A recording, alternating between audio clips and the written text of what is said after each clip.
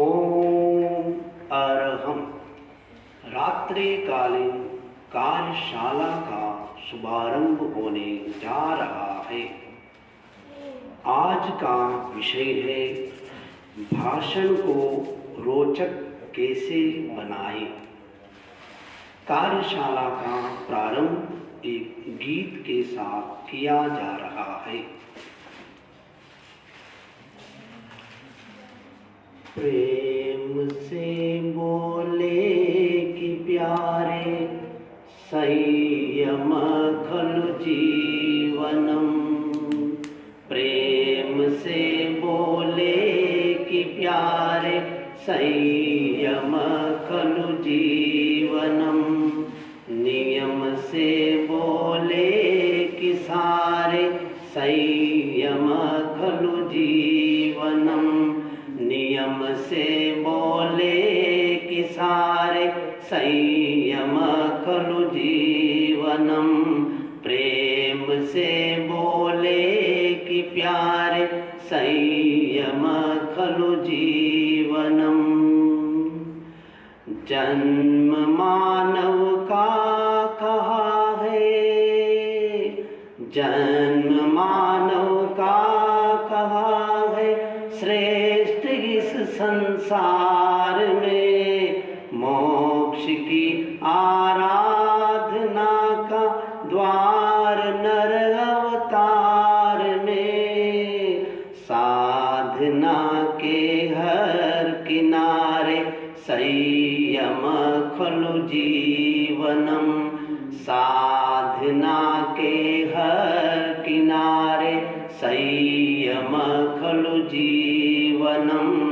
प्रेम से बोले कि प्यारे संयम खलु जीवनम।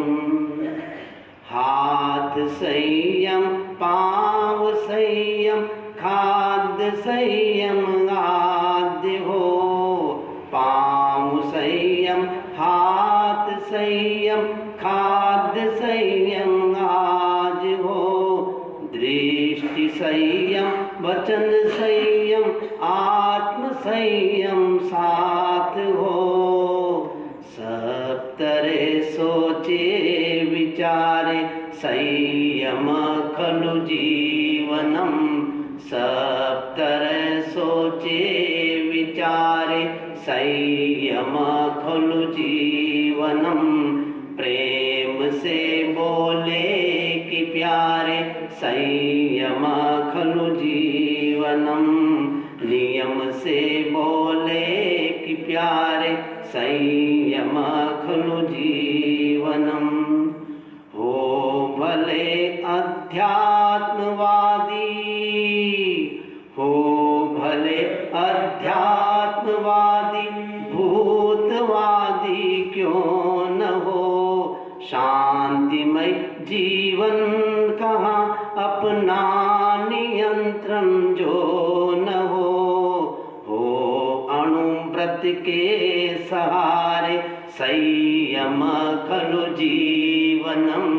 हो अणु व्रत के सहारे संयम खलु जीवनम। प्रेम से बोले कि प्यारे संयम खलु जीवनम। जो अनास्थावाद इस विज्ञान युग की देन है। जो अनास्थावाद इस विज्ञान युग की देन है। हो रहा नैतिक पतन, मानव बड़ा बेचैन है। हो रहा नैतिक पतन, मानव बड़ा बेचैन है। प्राण प्रत तुलसी प्रचारे संयम खलु जीवनम। प्राण पत तुलसी प्रचारे संयम खलु जीवनम।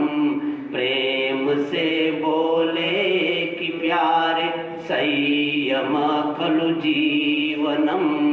नियम से बोले कि सारे संयम खलु जीवनम, संयम खलु जीवनम।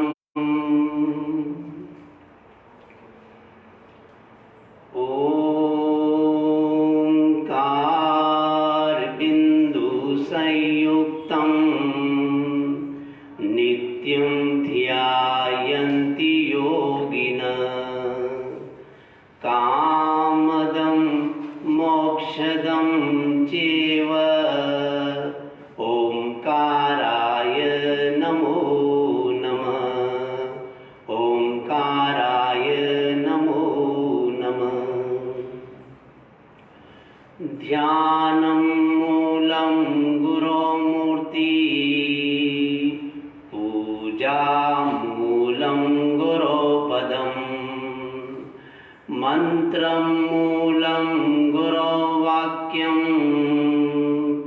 मोक्षं मूलं गुरुकृपा, मोक्षं मूलं गुरुकृपा। परम आराध्य के पावन चरणों में वंदन। हैदराबाद में विराजित महातपस्वी आचार्य श्री महाश्रवण जी के पावन चरणों में वंदन। अत्र विराजित शासन श्री मुनि श्री सुरेश कुमार जी स्वामी, मुनि श्री संबोध कुमार जी स्वामी। इस फेसबुक पर जय जय जिन शासन द्वारा संचालित कार्यक्रम को सुनने वाले, देखने वाले भाइयों और बहनों,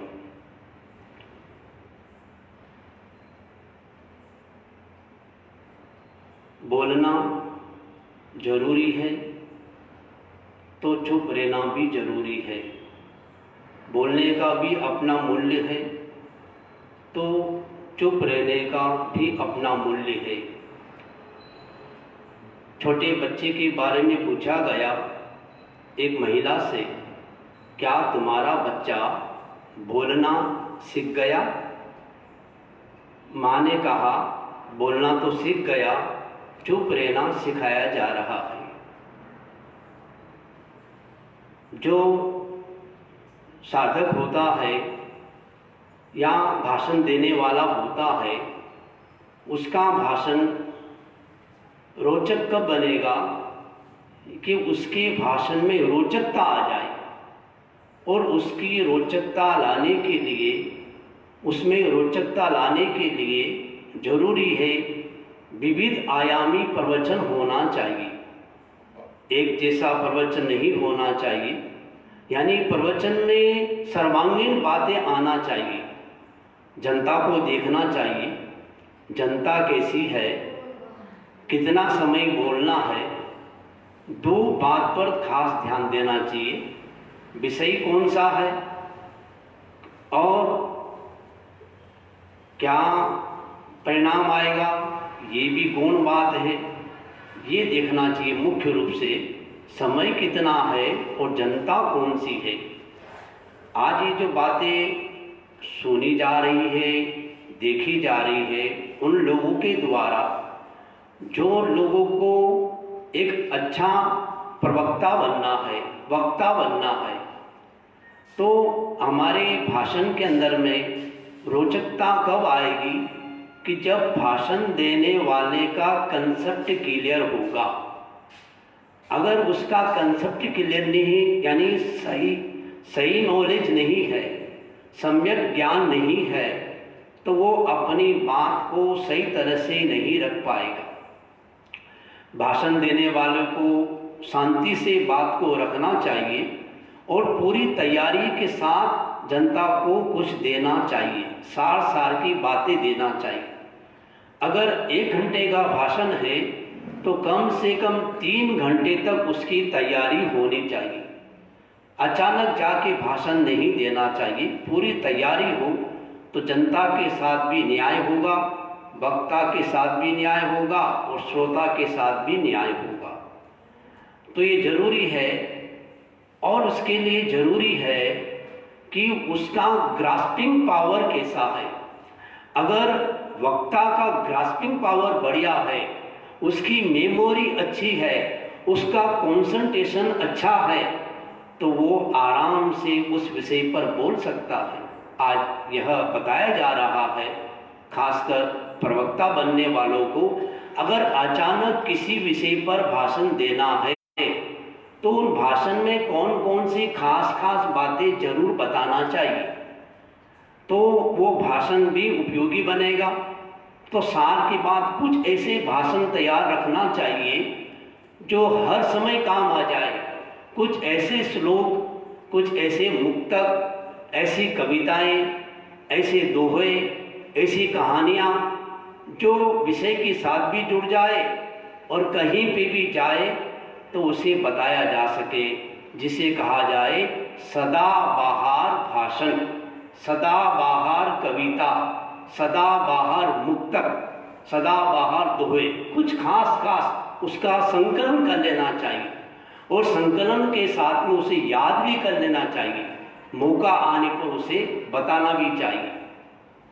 तो जैसे एग्जाम्पल के लिए मानो संयम के बारे में बोलना है, तो सबसे पहले किसी भी विषय के बारे में बोलना है तो उस बारे में गीत जरूर बोलना चाहिए। अगर मानो 20 मिनट का समय है, 5 मिनट का समय गीत गाने में लगा दो। गीत पे ऐसा गाओ जनता साथ में गा सके।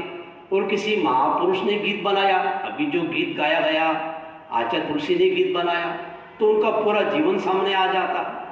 महापुरुषों के द्वारा या साधक व्यक्ति के द्वारा या कोई सिद्ध पुरुष के द्वारा जो गीत बनाया गया है उसमें उनकी साधना भी बोलती है। तो ऐसे गीतों का संगान किया जाए और उसमें आगम की बात भी आए।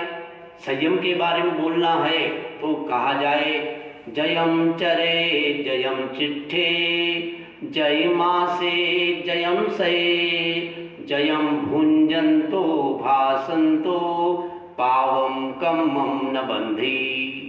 भगवान महावीर स्वामी से पूछा गया, शिष्य ने पूछा कि आप कहते हैं कि खाना पाप, बोलना पाप, सोचना पाप, सोना पाप, सब चीज पापमय है, तो जीवन कैसे चलाएं? तो कहा गया एक शब्द में जयम चरे, संयम से चलो, संयम से खाओ, संयम से बोलो, संयम से सो जाओ, इससे पाप कर्म का बंध नहीं होगा। और ये ऐसा विषय है, आप इसे किसी भी संप्रदाय में जाके बोलो, इसको आप किसी भी लोकसभा से लेके शोक सभा तक कहीं भी जाके इसको आप बोल सकते हैं। ऐसा विषय संयम का विषय। तो संयम के बारे में ये बात बतानी चाहिए। संयम के बारे में संयम का मीनिंग बताना चाहिए कि संयम का मीनिंग ये नहीं कि जीवन का निषेध। संयम का अर्थ है जीवन के प्रति सच्ची समझ। और संयम एक कहता है कि कोई चीज को समय रहते छोड़ देना चाहिए। एक होता है छूट जाता है और एक होता है छोड़ दिया जाता है। जहाँ छोड़ दिया जाता है वहाँ सुख होता है, स्वाधीनता होती है, और जहाँ छूट जाता है वहाँ दुख होता है, वो पराधीनता है। एक तो आप चल रहे हैं और आपके पैर की चप्पल टूट गई एक, तो आपको मजबूरी में दूसरी चप्पल छोड़नी पड़ेगी या उस दूसरी को हाथ में लेनी पड़ेगी। पहले से आपने चप्पल नहीं पहनी, स्वाधीनता है आपकी।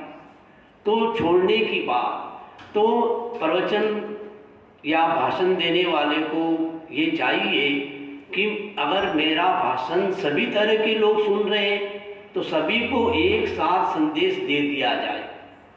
संदेश ये दिया जाए छोड़ने का कि किस उम्र में क्या छोड़ना चाहिए। जब तुम 5 साल के हो जाओ, यानी 5 साल से बच्चे के से लेकर 100 साल के व्यक्ति तक को एक साथ संदेश दिया जा रहा है छोड़ने का, कि जब तुम 5 साल के हो जाओ तो माँ की अंगुली पकड़ के चलना छोड़ दो। जब तुम 10 साल के हो जाओ तो पिताजी का हाथ पकड़ के चलना छोड़ दो। जब तुम 20 साल के हो जाओ तो खिलौने से खेलना छोड़ दो। खेलने कूदने की उम्र 20 साल तक होती है। 20 साल के बाद में समझदार खिलाड़ी होता है, क्रिकेट आदि से संन्यास ले लेता है। 30 साल के हो जाओ तो आंखों को इधर उधर घुमाना छोड़ दो। जब तुम 40 साल के हो जाओ तो होटल में जाना छोड़ दो। होटल और बोतल की संस्कृति से हॉस्पिटल खड़े हुए। इसलिए किसी ने कहा, if you go from hotel to hospital, home to hospital, home to hotel, you have to go from hotel to hospital. यदि आप घर से खाना खाने के लिए होटल में जा रहे हैं तो हॉस्पिटल जाना पड़ेगा। होटल का मीनिंग क्या था? होटल, जैसे मानो जैन होटल, तो इसका मीनिंग जैन होटल। जैन हो तो टल जाओ, अंदर मत जाओ, बाहर से निकल जाओ। तो 40 साल के हो जाओ तो होटल में जाना छोड़ दो। पहले के ज़माने में लोग घर में खाना खाते थे और पेट की सफाई के लिए जंगल में जाते थे। आजकल क्या होता है, होटल कहाँ होती, जंगल में प्राय। तो जंगल में तो खाना खाते हैं और घर को खराब करते हैं। सारी हमारी जीवन शैली उल्टी हो गई। तो घर के आगे पहले क्या लिखा रहता था? अतिथि देवो भव।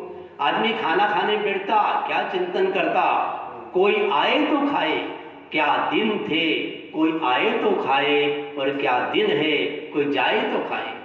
एक आदमी खाना खाने बैठा, कोई व्यक्ति आ गया, उससे पूछा कि तुमको, उसने कहा मुझे दुख के बाद में सुख होता है। बोले कैसे? जब मैं खाना खाने बैठता हूँ और कोई आ जाता है ना तो अंदर में बड़ा दुख होता है। फिर सुख कैसे होता है? जब वो बोलता मैं खाना खा के आया हूँ तो बड़ा सुख मिलता है। तो 40 साल के हो जाओ तो होटल में जाना छोड़ दो। तो पहले घर के आगे लिखा रहता था कि अतिथि देवो भव, देव मानते अतिथि को। और फिर परंपरा आगे बढ़ने लग गई, फिर लिखने लग गए संस्कृत में सुस्वागतम, अंग्रेजी में वेलकम, और आजकल क्या लिखते हैं? कुत्तों से सावधान। एक बार तो ये भी लिख दिया, यहाँ कुत्ते रहते, कहीं चला गया था कुत्ता। एक जमाना था कि जब घर के आगे एक आदमी होता था, कोई कुत्ता ना आ जाए। अब घर के आगे एक आदमी कुत्ता होता है, कोई आदमी ना आ जाए। इतना परिवर्तन आ गया है। पहले चांदी के सिक्के चलते थे, अब चले कागजिया नोट, जमाना बदल गया। पहले बेटा बाप से पढ़ता था, अब पढ़े इंटरनेट, जमाना बदल गया। पहले बहू सास से डरती थी, अब डरे सासू जी आप, जमाना बदल गया। पहले खादी के कपड़े चलते थे, अब चले रेशम का सूट, जमाना बदल गया। जमाना तो हमें 40 साल के हो जाओ, कोई भी हो जाए, तो उसे संदेश दिया गया, होटल में जाना छोड़ दो। जब तुम 50 साल के हो जाओ तो रात को खाना छोड़ दो। पहले हमारे जैन साधु संत कहते थे, आज भी कहते हैं कि 50 रात्रि को खाना नहीं खाना चाहिए। अब तो डॉक्टर भी कहते हैं कि रात को खाना खाओगे भोजन नहीं पचेगा। आहारम पचती सिखी, आहार वर्जित दोषनम। अग्नि आहार को पचाती है, रात को सूर्य नहीं है, सनसेट हो गया है, पाचन शक्ति कमजोर हो जाएगी, हो गई है, अब रात को खाना मत खाओ। तो 50 साल के हो जाओ तो रात को खाना छोड़ दो। 60 साल के हो जाओ तो व्यापार करना छोड़ दो। हमारे आचार्य ऋषि हुए, उनका संदेश था कि 56 साल के हो गए तो धर्म के काम में लग जाओ, समाज के काम में लग जाओ। कब तक कमाते रहोगे? जीवन भर कमाए हीरे और मोती, मगर क्या करे, कफन में जेब नहीं होती। मैं आचार्य श्री महासमण जी का संदेश लेकर 5 साल पहले अमेरिका जा रहा था। एयरपोर्ट के ऊपर मुझे रोक दिया गया और कहा कि ऐसे करो, मैंने वैसे कर दिया। वो परेशान हो गया, उसने कहा वेयर इज पॉकेट, आपका जेब कहाँ है? मैंने संत की भाषा में कहा, संत के कपड़े में और कफन में जेब नहीं होती। जब ये बात सुनी तो वो पैर में पड़ गया, भीड़ लग गई। लोगों ने पूछा कौन है, क्या कहते हैं? हमने कहा हम आचार्य श्री महासमण जी के शिष्य हैं, उनका संदेश लेकर कैलिफोर्निया जा रहे हैं। तो क्या कहा, इतनी सी तो बात कही कि आदमी जब जाता है तो कुछ लेके नहीं जाता है। कपड़े में ये कौन ऐसा बड़ा मनोवैज्ञानिक टेलर होगा, दर्जी होगा, जो बच्चे की जेब बनाता है, बच्चे की शर्ट बनाता है, जेब नहीं होता है, वो कफन में भी जेब नहीं होता है। तो कहा गया 60 साल के हो जाओ तो व्यापार करना छोड़ दो, और 70 साल के हो जाओ तो बिस्तर पे सोना छोड़ दो। 70 में बिस्तर, यानी जो समझदार श्रावक श्राविका होते हैं वो रात को सोने के पहले क्या बोलते हैं? आहार शरीर उपधि पचकू पाप अठार, मरण पाऊं तो वो सिरे जीवू तो आगार। यानी एक प्रकार का सागारी संथारा, इसमें 18 पाप का त्याग होता है, और संथारे में त्याग केवल आहार का होता है, लेकिन इसके अंदर में 18 पाप का त्याग होता है। बहुत अच्छा ये। और ऐसी स्थिति में अगर आयुष कर्म का बंधन हो गया तो अच्छे आयुष का बंधन होगा, और मानो आयुष कर्म पूरा हो गया तो सदगति की गारंटी। तो 70 साल के हो जाओ तो बिस्तर पे सोना छोड़ दो, और 80 साल के हो जाओ तो लस्सी पीना छोड़ दो। 70 में बिस्तर, 80 में लस्सी। लस्सी का मतलब cold drinks, Thums Up, Pepsi, Coca Cola, ये स्वास्थ्य को भी नुकसान करते हैं, तो ये नहीं पीना।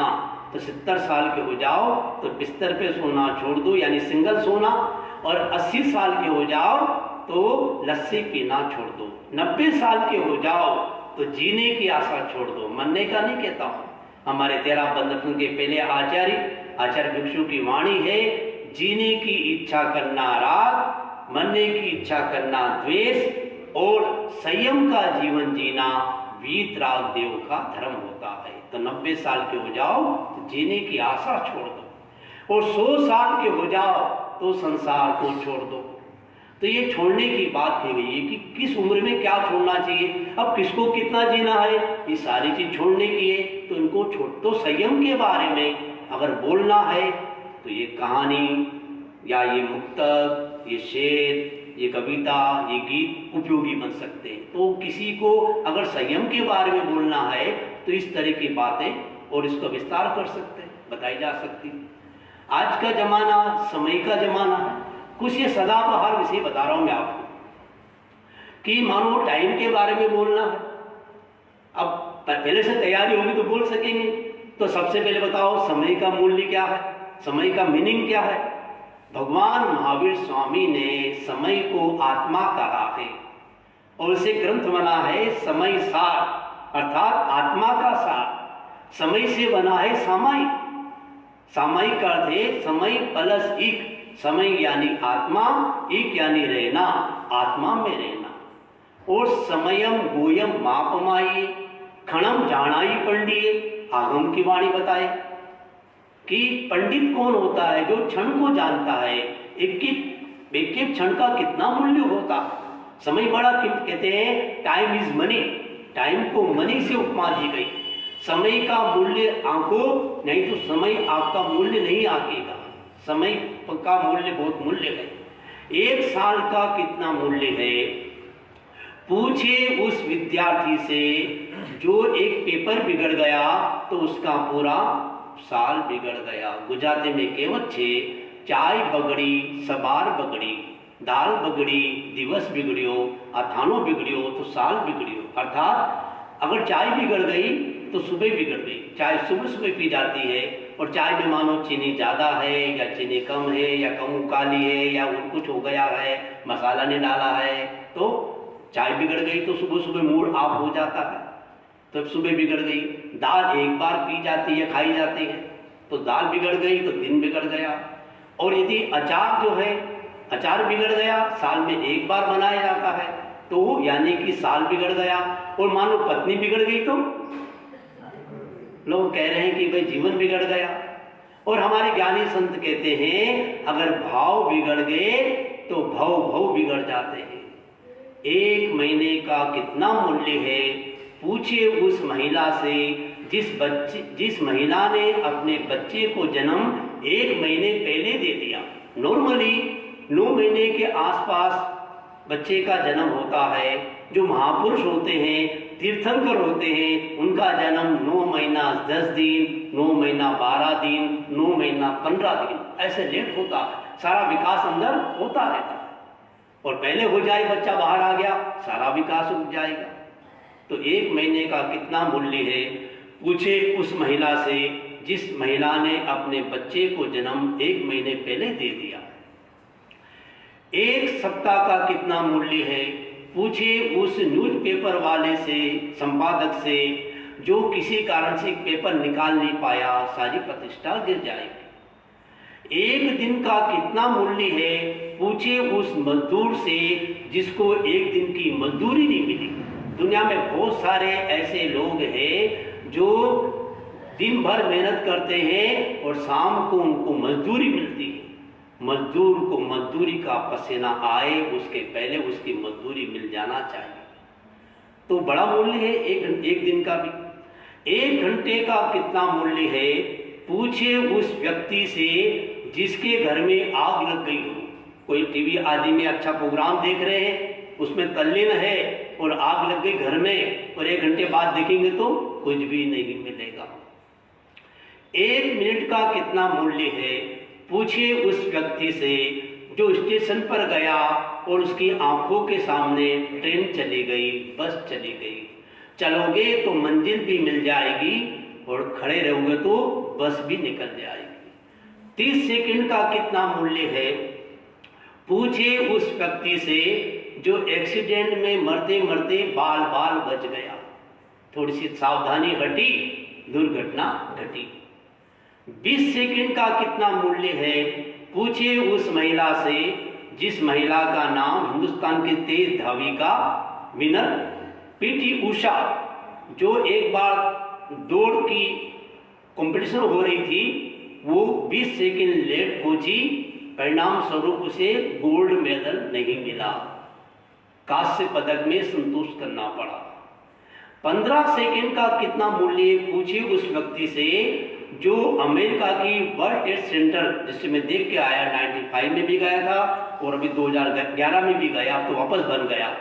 वो बिल्डिंग से व्यक्ति नीचे उतरा, 15 सेकंड बाद वो बिल्डिंग गिर गई। अगर वो 15 सेकंड लेट होता तो वो भी उसके साथ में चला जाता।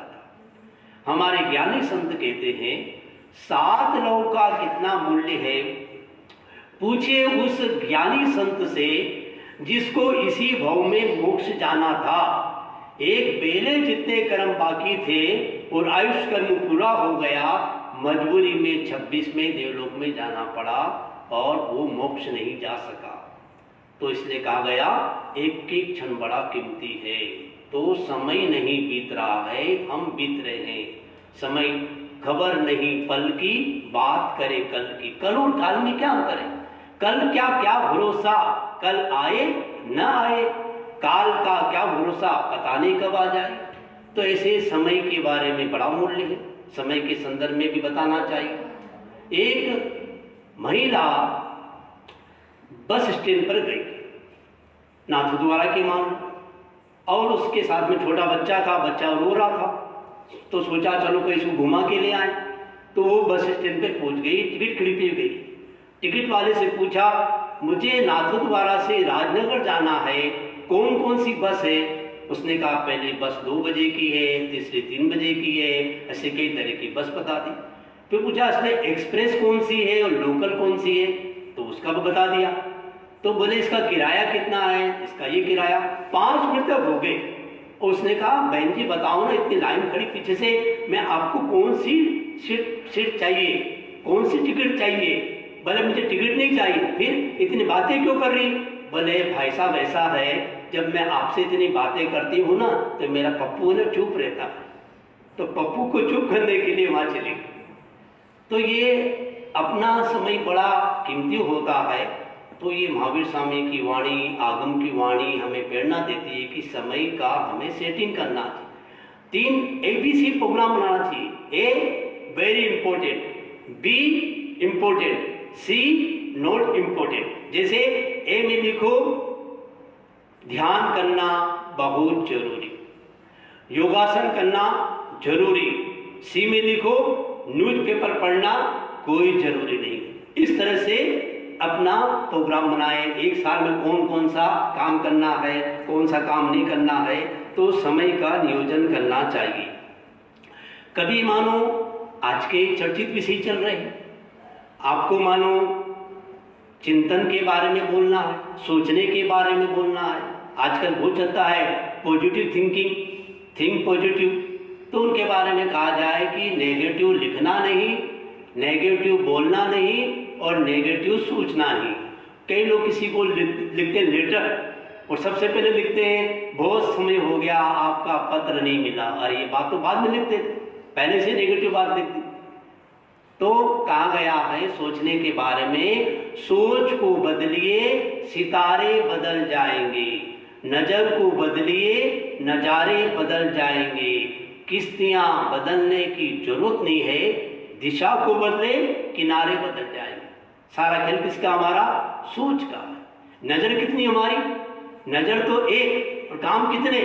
चार। एक गजल है साबरी बदरसी की, नजर नजर ऊंची की तो दुआ बन गई, और नजर नीची की तो हया बन गई, नजर तिरछी की तो अदा बन गई, और नजर फेर ली तो कजा बन गई। नजर ऊंची की तो दुआ बन गई। जब दुआ मांगते हैं तो हमारी नजर ऊंची हो जाती है। नजर नीची की तो हया बन गई, जब शर्म आती है तो हमारी नजर नीची हो जाती है। नजर तिरछी की तो अदा बन गई, जब कोई एक्शन करते हैं नजर हमारी तिरछी हो जाती है, और नजर फेर ली तो कजा बन गई। कजा यानी मौत। ये सारा एक नजर चार काम। तो इस तरह से ये बात बताई जाए सोचने के बारे में कि हमको दुख में से सुख की खोज करना चाहिए। अगर हमारा दृष्टिकोण सही है तो हम बुराई में भी भलाई लेंगे, यानी दुख में से सुख लेंगे। और यदि हमारा दृष्टिकोण नेगेटिव है तो सुख में से भी दुख ले लेंगे। कांटों में रहकर फूल सुखी है, ध्यान देना, कांटों में रहकर फूल सुखी है, और फूलों में रहकर कांटे दुखी है। हाथ में घड़ी है, गले में चेन है, आने वाला सीधा कहता है दिल बड़ा बेचैन है। तो हमारा थिंकिंग सही हो तो घटना क्या घट रही है दो नंबर की बात है, घटना को कैसे लेते हैं यह एक नंबर की बात है। आप लोग क्या करते हो दो नंबर की बात है, कैसे करते हो एक नंबर की बात है। कितना घंटा सुनते हो दो नंबर की बात है, कैसे सुनते हो एक नंबर की बात है। हम लोग कितना घंटा बोलते हैं दो नंबर की बात है, कैसे बोलते हैं एक नंबर की बात है। अब क्या खाते हो दो नंबर की बात है, कैसे खाते हो एक नंबर की बात है। कितना कमाते हो दो नंबर की बात है, कैसे कमाते हो एक नंबर की बात है। तो कैसे घटना को पॉजिटिव लें। तो अगर हमारा थिंकिंग सही है तो चाहे किसी ने गाली भी दी हो वो गाली गीत बन जाता है। कहते हैं कि पति पत्नी हो और झगड़ा ना हो तो पति पत्नी क्या हो। और कई लोग को मजा भी नहीं आता, बोले झगड़ा नहीं हुआ, बोरिंग आ रही, झगड़ा करें चाहे नकली करें। तो एक बार की बात, एक पत्नी गुस्से में आई और उसने अपने पति को एक प्रकार से गाली दे दी। उसने बोला तू तो बना बनाया जानवर है। अब कोई पत्नी पति को बोल दे, आजकल की पत्नियां भी बहुत पढ़ी लिखी होती, कमाती है, कह भी सकती है, उसको भी कहने में कोई दिक्कत नहीं। अब पति भी कह देता कई बार। तो पत्नी ने बोला पति को तू तो बना बनाया जानवर है।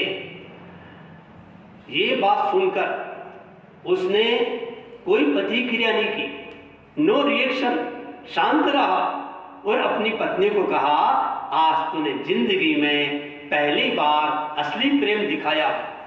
घर वाले ने कहा मैंने आपको जानवर बोला। बोले आपने एकदम सही बोला। बोले कैसे?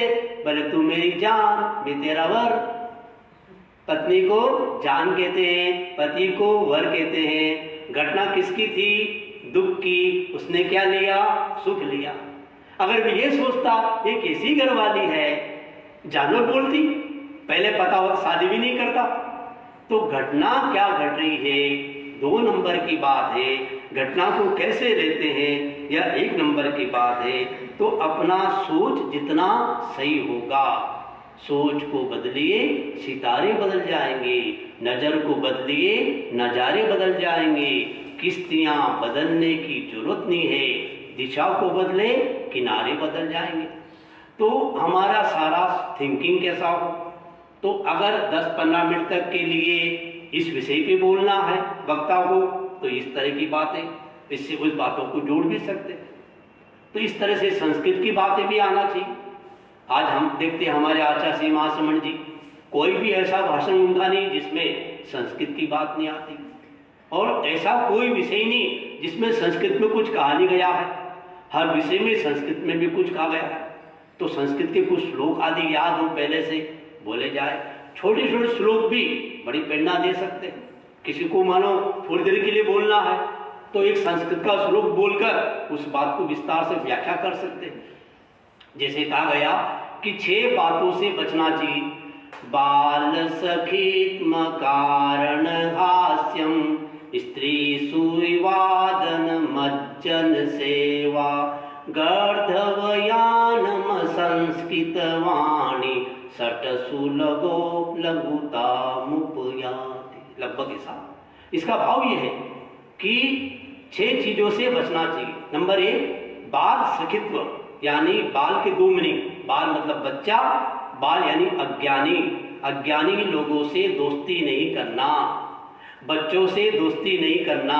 बच्चे से दोस्ती बच्चा कर सकता है, आप बड़े हो तो बच्चे को ज़्यादा मुंह मत लगाओ। अगर आपने बच्चे को ज़्यादा लाड़ प्यार कर दिया, बच्चा बिगड़ जाएगा। बच्चे को ज़्यादा डांटा, वो अपराध में चला जाएगा। मौका आने पर लाड़ प्यार भी करो, मौका आने पर उसको डांटो भी सही। तो बाल सखित मकारम हास्यम, यानी बिना कारण नहीं हंसना चाहिए। महाभारत पर उदाहरण है, बिना कारण क्यों हंसे तो नुकसान हो गया। तो बिना कारण नहीं हंसना। बाल सखित मकारम हास्यम, स्त्री सुविवाद, महिलाओं से विवाद नहीं करना। भाइयों को सीख दी जाती है, चाहे महिला कितनी विदुषी हो, महिला कितनी पढ़ी लिखी हो, उससे विवाद नहीं करना चाहिए। जो पुरुष होकर महिला से विवाद करता है वो कभी महान नहीं बन सकता, उसमें लघुता झलकती है।